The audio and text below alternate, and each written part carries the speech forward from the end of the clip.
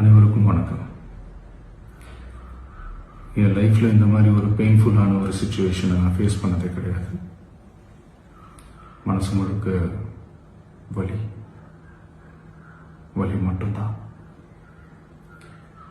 இந்த சுற்றுப்பயணத்தில் என்னென்ன மக்கள் பார்க்க வராங்க, அதுக்கு ஒரே ஒரு காரணம் தான் அவங்க என் மேலே வச்சிருக்கிற அன்பும் பாசம். அந்த அன்புக்கும் பாசத்துக்கும் நான் எப்பவும் கடமைப்பட்டிருக்கிறேன். அதனால தான் இந்த சுற்றுப்பயணத்தில் மற்ற எல்லா விஷயங்களையும் தாண்டி மக்களுடைய சேஃப்டி, அதில் எந்த காம்ப்ரமைஸும் பண்ணிடக்கூடாதுன்றதுக்காக தான் அது என் மனசில் ரொம்ப ஆழமாக இருக்கும் அந்த எண்ணம்.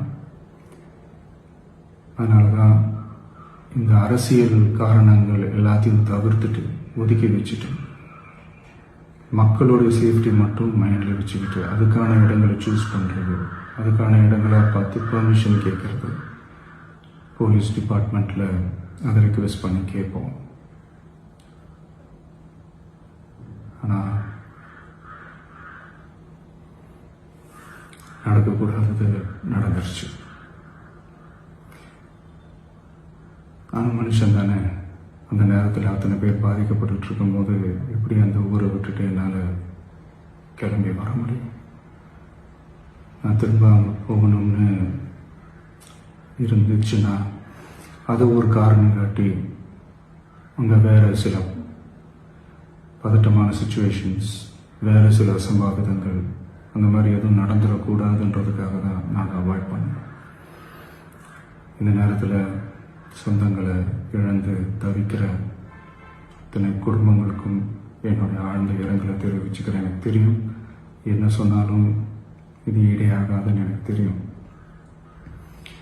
ஹாஸ்பிட்டலில் ட்ரீட் பண்ணிகிட்ருக்கிற எல்லாருமே சீக்கிரமாக க்யூர் ஆகி வரணுன்றதை இந்த நேரத்தில் நான் வேண்டிக்கிறேன். கூடிய சீக்கிரமே உங்கள் எல்லாரையும் நான் சந்திக்கிறேன். இந்த நேரத்தில் எங்களுடைய வலிகளை, எங்களுடைய நிலைமையை புரிஞ்சுக்கிட்டு எங்களுக்காக பேசின அரசியல் கட்சிகளை சார்ந்த நண்பர்கள், தலைவர்கள் அனைவருக்கும் என்னுடைய நன்றியை தெரிவிச்சுக்கிறேன். கிட்டத்தட்ட ஒரு 5 மாவட்டத்துக்கு பிரச்சாரத்துக்கு போனோம். இந்த மாதிரி எதுவுமே நடக்கல. ஆனால் கரூரில் மட்டும் ஏன் எப்படி நடக்குது?